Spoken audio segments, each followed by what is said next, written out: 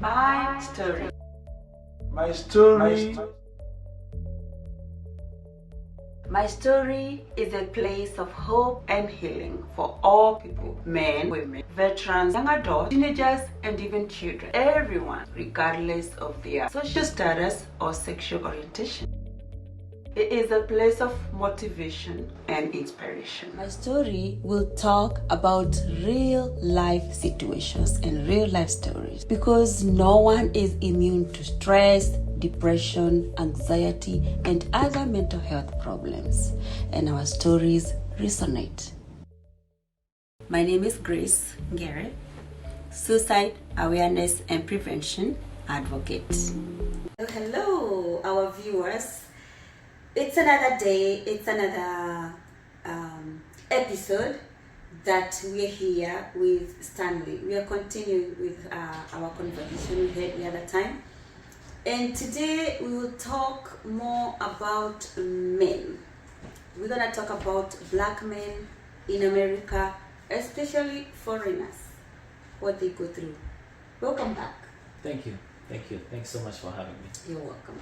Thank you for even giving us your story, your transition from Africa, your graduation, and your life up to this time. Yeah. It was inspiring. Thank you. And I hope you got inspired and you learned something from Stanley, especially resiliency, So today, we will talk about the black men in America, especially foreigners.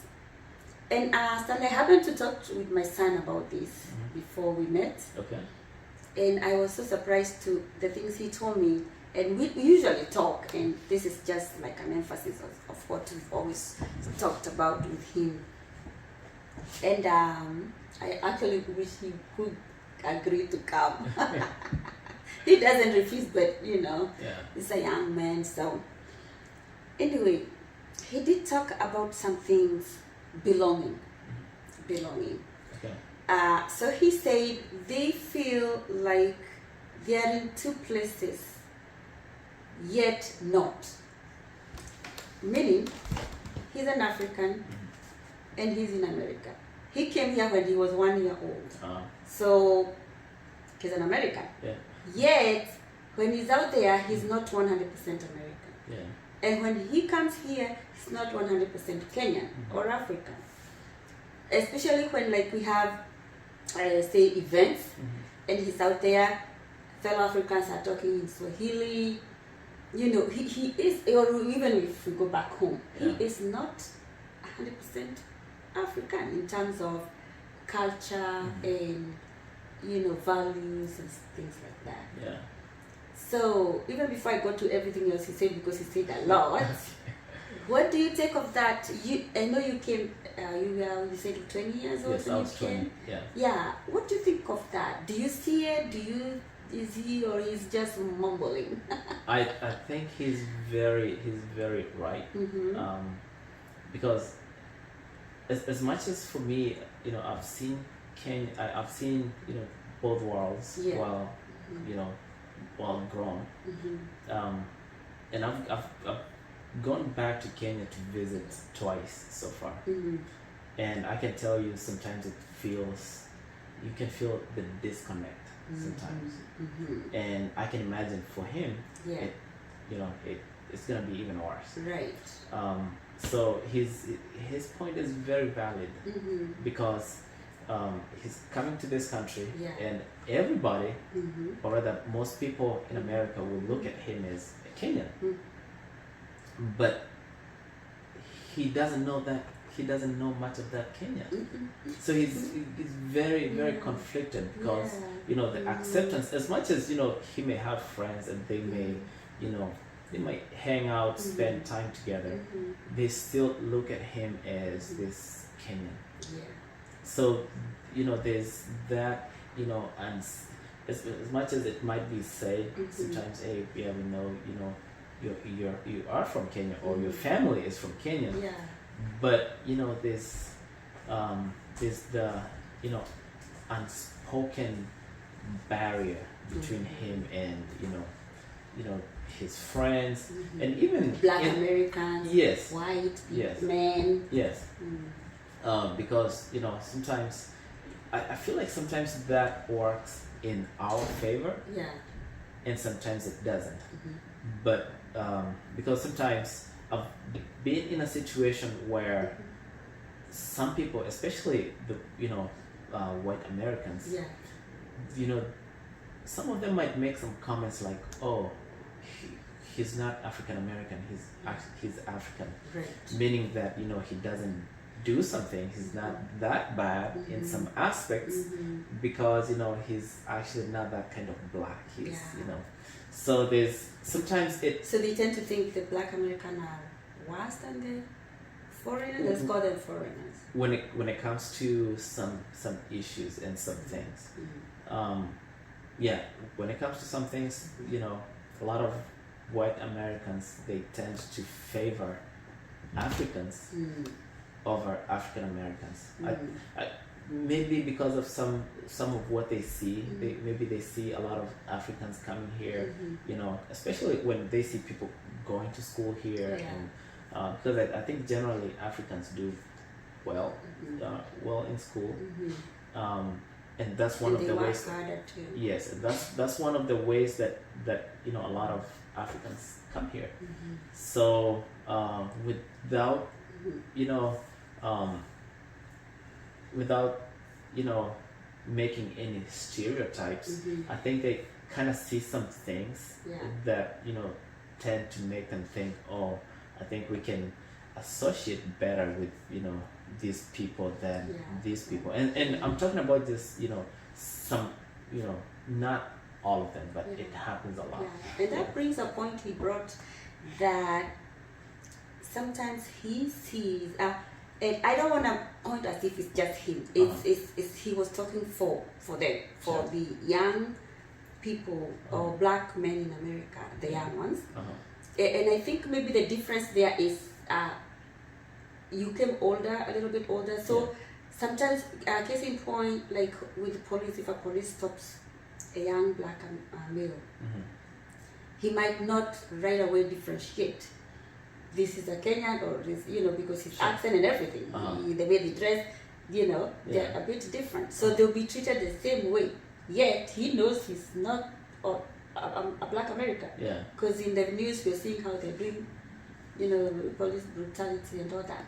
So he did bring the point, though, however, that they see as if, and I wanted it to come from a male perspective of the men here that we live.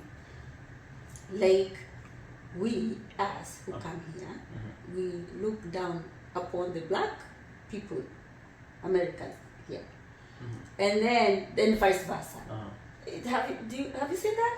I have, and in my experience, I have gone through that. I have seen more black people make fun of my accent than white people. Actually, I can barely, maybe in a joking kind of a setting, but mostly you find that if I can count, and again, I try to stay away from stereotypes. So me speaking about my own experience and the number that I can actually count. I can count more black people making fun of my accent than white people. Actually, for white people, so making it seem as if they are better than you. Yes, in a way. It's happened a lot. And isn't it unfortunate too? It's very unfortunate. But at the same time, I've had a lot of acceptance from from black people. So it's not a blanket. It's not a blanket thing, because I've gone through some issues with some white people. So it's not blanket, but if I can count, it is there. Yes, and maybe vice versa. Maybe we do look down to them because we might think, oh, they don't work as hard as we do. Because we come from tough environment. So when we come here, we want to work. And they don't work like that. Yes, and I think also the media kind of feeds this narrative, because I remember when Let's come right back. So hold it right there, and that comment, you finish it in a second. So you were talking about the vice versa, how black men might look down on black men foreigners and vice versa. Yes. Yes. So I think the media has has fed us this narrative. Yeah. That we see maybe some kind of a robbery. They put it's a black person. Yeah. And I think the whole gangster movies and all that. Yeah. So for me, when I first came here, I was very afraid of black people. Yeah. So like going into some neighborhoods and even sometimes walking past like a lot of black people. Right. Yeah. I used to be scared. And it takes time and just knowing people to realize, hey, they're not all like this, but we've been fed so many things. Some of them tend to be true in some circumstances. And and both ways. Yeah, both absolutely. Black, white, Yeah. Yeah, but I hear you about the media. Yeah. So let me see what else he did talk about. He talked about the belonging part. He said when these kids don't feel like they belong, they don't know if they are Africans or Americans or Kenyans or Cote d'Ivoire or from where. Yeah. They also don't feel like they have a role model. They don't feel like they don't have their own role model. They don't know who to go to, because even the people they can go to from Africa, they don't accept them 100%. And then Americans, black Americans don't accept them 100%. Yeah. And so what do? Gangs. So they'll get into gangs because those ones accept them, no questions asked. They want them the way they are. Yeah. Is that true? That's very true. Because even for me, I kind of went through the same thing. I'm here as a young man. Right. I didn't have people to really look up to here. So if I'm thinking about, okay, let's talk about maybe going into marriage. Yes. I didn't have a lot of people that I can, like, okay, hey, how do I go about this whole thing? Because the ones that I can talk to are in Kenya, and that's a different culture. Exactly. I cannot do all of that here. Yeah. So there's really that disconnect, and the ones who do those, who follow all the culture and the conservative ones who are here, they don't really accept people for who they are, especially those who have decided to not be very conservative when they come here. So you kind of feel like you don't really belong anywhere. Yeah. Which it could get very lonely.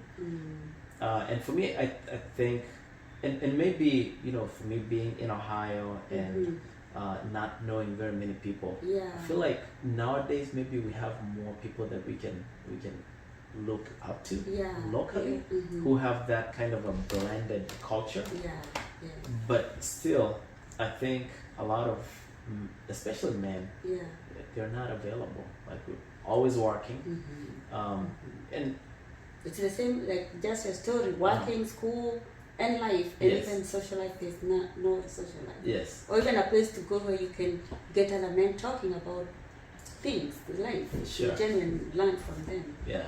Wow. So if like there would have come something or some people not aligning with your values, and they're accepting you, maybe you could have switched to them. Yeah. Right? Yeah, possibly. Yeah. Yeah. Wow. Very, very interesting. Very, very interesting. Before I come to another point, he said, when you're talking, I was thinking about, I don't know if you heard, recently there was a friend of mine lost her son. Her name is Ruth, and she's very vocal about it. She does not even beat around the bush about it. And she says our kids are dying of addiction. And one time I think we did talk about, I don't know, it was you. I talked about how I would like to talk about drugs. And yes, I think you mentioned that. Specifically fentanyl. Maybe we might not get that today, but she talks about that. And during her son's memorial, there was a live on Facebook. I saw it on Facebook. But there were young men. I don't know if you saw it. Young men talking as it is, saying what happens, how they even get to that. Yeah. It was very interesting. And so when you were talking about that, I thought, even what you're doing, being a youth mentor, that is enough. Even, creating avenues. Because you say, at that time, maybe we didn't even have people to talk to. Yeah. But if somebody knows you're a youth mentor, they can maybe come to you and you can give them some life insights. Sure. What did you do? Yeah. How did you get out of that place of feeling you don't belong anywhere? Yeah. You tell them this is 1 and 2 and 3. This is how you do. This is what you do. This is who you talk to. Sure. So yes. So thank you. That just came, and he's a mentor. Stanley is a youth mentor. And if you have if you're a youth yourself, reach out to him, and we'll put your info, on there. Okay. So that you can reach out to him and talk to somebody. Don't die alone.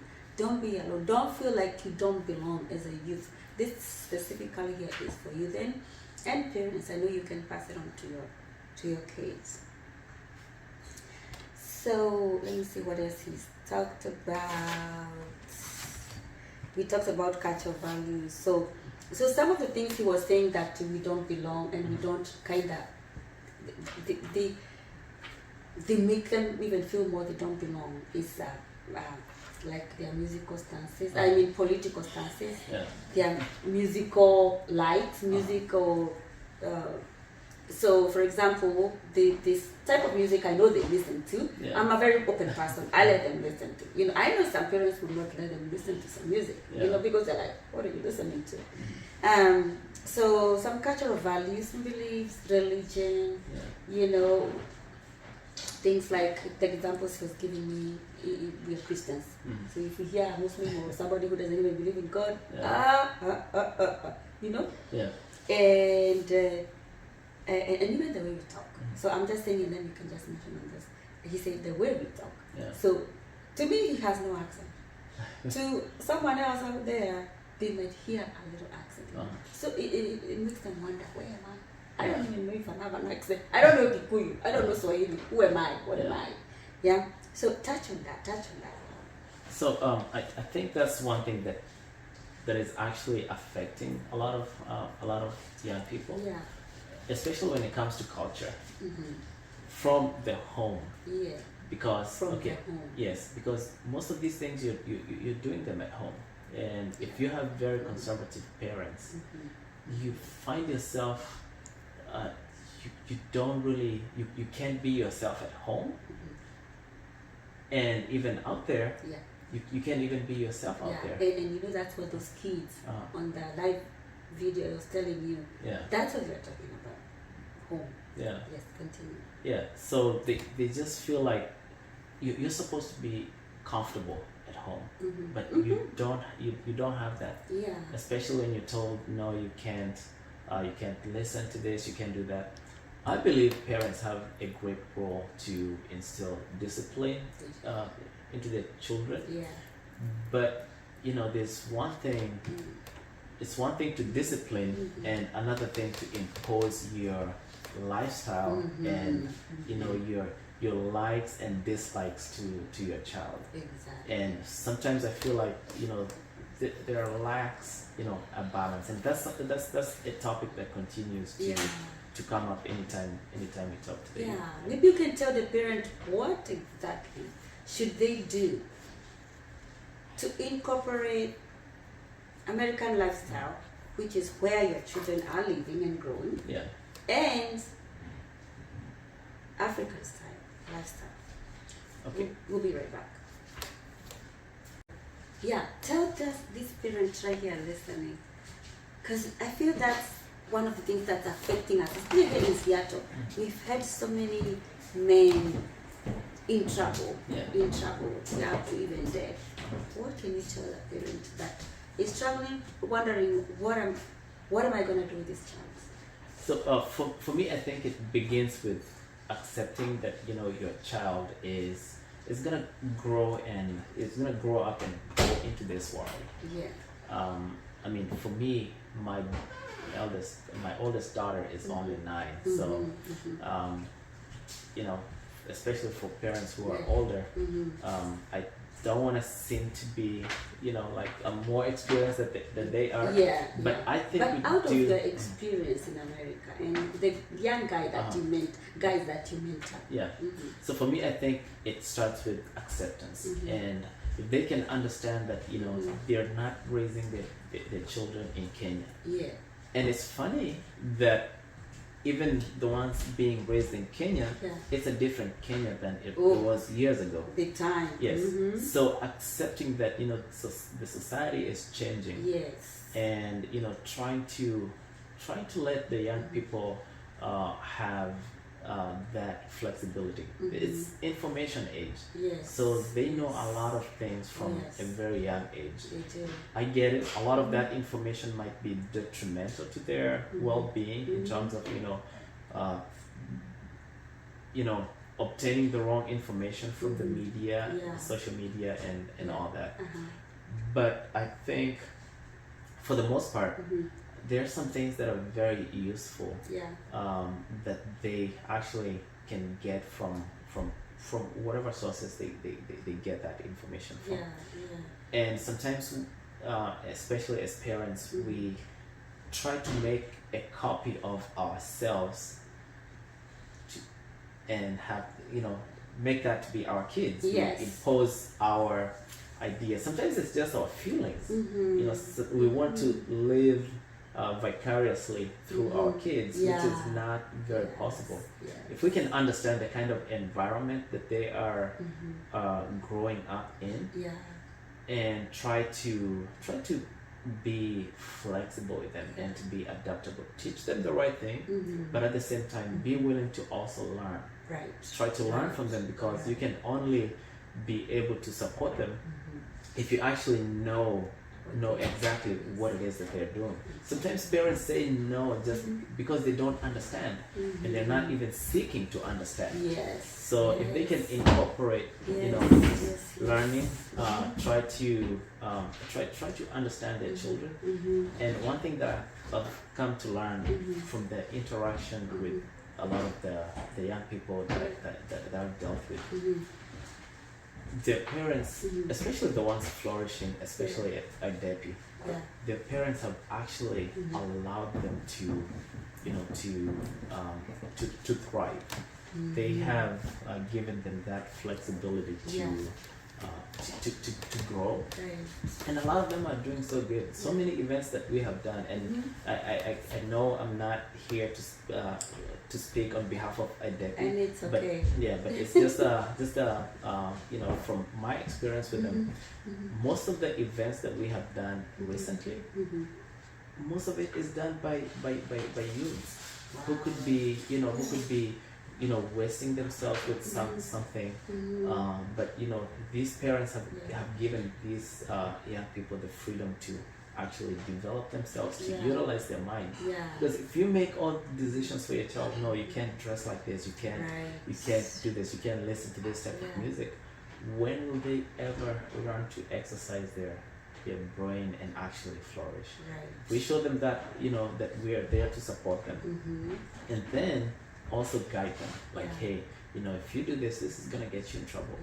Give them all that information, and then for the most part show them that you will support them in their journey. I think that might help, and that's based off of the youths that I have actually seen succeed, and they're doing well for themselves. So I think that would help a lot of parents. I think that would be good too, putting ourselves in their shoes too.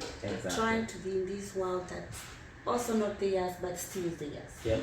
Absolutely. Talk a little bit about IDEP. So IDEPI, that's African Young, that's African Young Dreamers Empowerment Program International, which is mostly it's a youth-led, adult-guided organization which seeks to mentor youth in different ways, from education to just supporting them and maybe trying to put them away from things like incarceration, drugs and substance abuse, among other things, and by putting programs in place that actually keep them busy and they learn and actually they gain a lot of skills by running the organization, coming in and volunteering, and also just by having that safe space to meet up and do some constructive activities.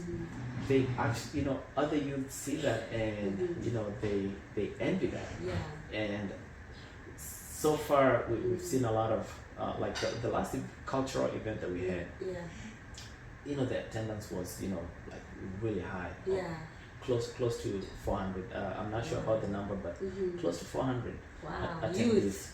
That's everybody, but most of them were youth. So you see something like that, and the event was very very well executed, mostly done by the youth. These youth are creating their own resume by doing those things. They're becoming very proficient at the things that they do, whether it's office administration, the different roles that they serve in the organization, to also just giving them some place that they can enjoy being in America, but also not forgetting where they come from. So they have that sense of Kenya, Tanzania, whatever country they come from, and at the same time being feeling at home here in the States. Wow. How can they reach, or how can they join? If anybody is interested, how can one join IDP? So the organization is based in Federal Way, and we do have an office over there. We do have activities going on. The website is www.aydep.org. So you can go on there and you can look at what we do. And I believe there's a registration form, which I don't have all the details at the top of my head, but that's one place that you can, if you go to that website, you can find out all the information. And especially now during the summer that we have most students at home, it's a good time to come and meet other young people, and even I've seen a lot of them learn a lot from each other and get inspired. There's one student who was actually the GPA was about 1 point something before they joined IDEPI, but then after that the GPA shot up to 3 point something. And the student actually talked about it during an interview that was done not too long ago. So it's actually helping people. Changing lives. It's reforming lives. Wow. Check it out, and we'll be right back. Okay, thank you for staying there with us. As we continue to talk and have this conversation with Stanley, we're gonna finish up, and I want you to talk more over there to this guy, this youth, this Black American / foreigner watching us, or their mom, or their dad, or their one of their beloved ones. Talk to them. I don't know what you're gonna tell them. Just talk to them. Okay.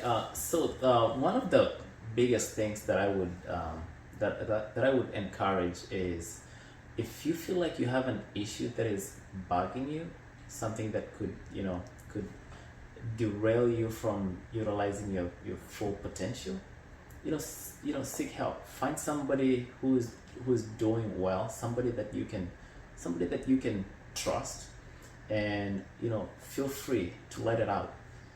Don't just keep things to yourself.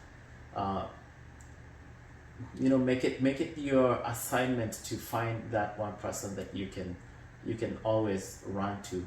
Somebody who doesn't judge you, somebody who won't tell on you or something like that, and just go to them. You can start gradually, sharing the surface, and then with time just form that bond with that person, but don't keep it to yourself. Right. The other thing I can encourage, if you don't have that, or if you feel like that person is not available for you, it's okay to actually seek to talk to a professional.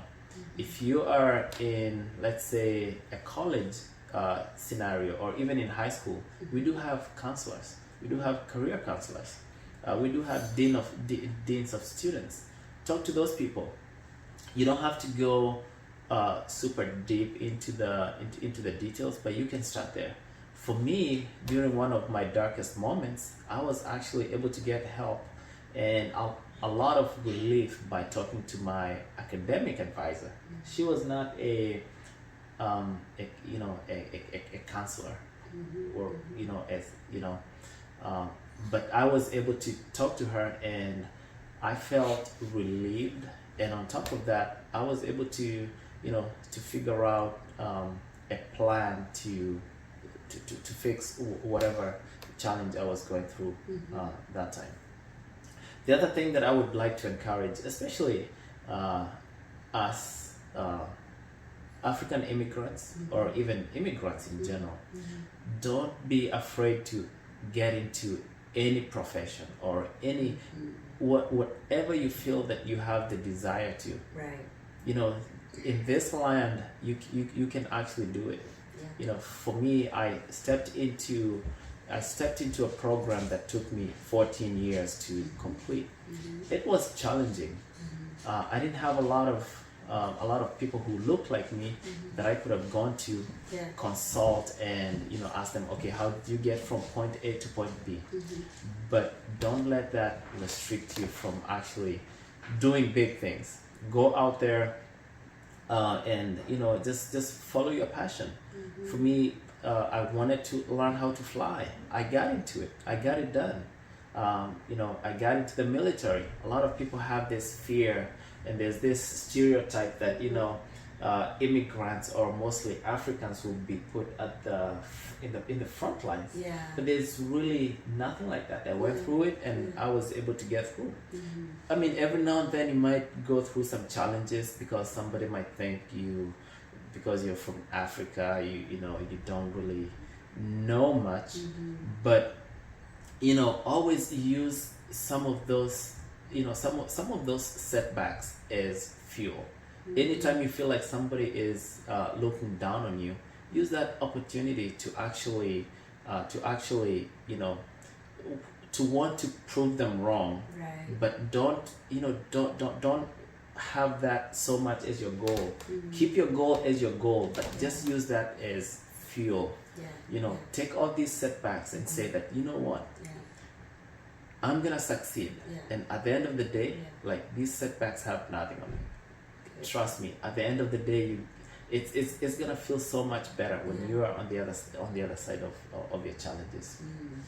So the other thing that in relation to getting into whatever educational field you would like, recently I got into helping. I started with a few young people that I know, just giving them some of my experience, just my 2 cents about what I have gone through. Try to navigate my career. And recently I did a resume workshop that we had quite a good attendance. We had about 16 people who attended, and they got a lot of help from learning how to create a professional resume, to setting up a LinkedIn account, and also networking, because a lot of a lot of, you know, getting into a professional job, you know, your network actually means a lot. And I can tell you that these two jobs that I've had, the one with the Navy and this one with Boeing, was all through networking. It was all networking. So I insist, network. Connect with people, and don't feel the imposter syndrome. It's okay if you feel like you don't know enough. But you know, if you can get your foot in the door, if you can get into those circles, then go there and learn. So that's what I would encourage you and everybody to actually don't be too comfortable with what everybody has done. Try to venture into what you are, who you are, and trust me, you are going to thrive in those spaces that you're actually passionate about. Wow. I love that. I really do. Tell this person again listening to you, how can they reach you? Maybe they have a resume they wanted to do for them. Okay. How can they reach you? So to reach me, and I'm actually planning to do like pretty much like a second cohort of resume workshop. Okay, that's good. In the next few weeks. In the next few weeks, it might be on Zoom, and mostly looking at about August 12th, okay, I believe. It's still tentative, but more information to follow. Okay, and we'll send it to the group for MyStory group. But to reach me, you can go to my Facebook, Stan Kaguima. I also have another professional Facebook page, Stanley Kaguima. Also Instagram at Stan Kaguima Official. So those are my handles, or you can send me an email at smkaguima@gmail.com. That's smkaguima@gmail.com. Or you can also call me or text me. I would prefer mostly text because I'm mostly I'll be working during the day. 253-988-8576. And we can see how we can help you with your resume, and we can try to guide you on, or give you at least my 2 cents on how you can land your professional job. Perfect. That is beautiful. He is a youth mentor, so reach out to him, and I know you'll be blessed, you'll be encouraged, and you'll be inspired. Stanley, what can I say? Thank you from the bottom of my heart. Thank you so much. Thanks so much. This one is not kawaida. A man coming and being vulnerable. You give us your story and you give us encouragement. It's not a usual thing. We have to really be passionate about helping people. Because that's all I'm seeing. Ever since you started here, that is what I'm seeing. Somebody who is passionate about helping, reaching out your hand to that person right there. Who might be in a place where they feel they have no hope. You're all about giving hope. So thank you for coming, for taking your time, busy day, and you still made time to come here all the way, 1 hour away. Oh, you took 1 hour away, 2 hours away, 1.5. Imagine, he drove all the way. So thank you so much. I thank you. May God bless you, and may God open ways for you. And every prayer that you're praying, may it open up for you according to His will. Thank you. And good tidings, Lord. Thank you so much, and God bless you. Thank you so much. Thank you for the great work you're doing with MyStory, and helping so many people out there. Thank you. Thank you. So that's it for us today. Until next time, until next video, remember, enjoy the little joys of life. Grace Ngere.